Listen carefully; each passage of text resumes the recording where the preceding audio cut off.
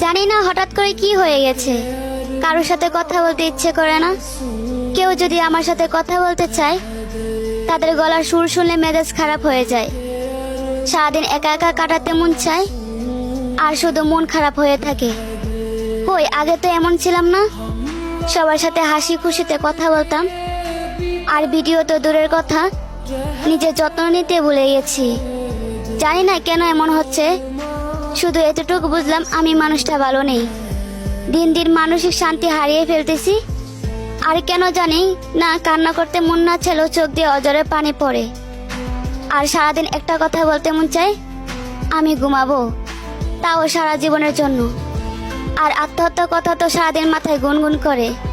কোন দিন যেন আত্মহত্যার মতো মহাপাপের শিকার হই। না বুঝলো পরিবার, না বুঝলো প্রিয় মানুষটি, দাও বেশি করে আঘাত। একদিকে আছে পাওয়ারফুলের ঘুমের ওষুধ, আরেকদিকে আছে বিষাক্ত বিষ, আরেক পাশে আছে বিদ্যুতের তার, আর মাথার উপরে জ্বলন্ত ফ্যান। মাঝখানে আমি বসে আছি, ড্রিম আমার পরকালে দিব পার।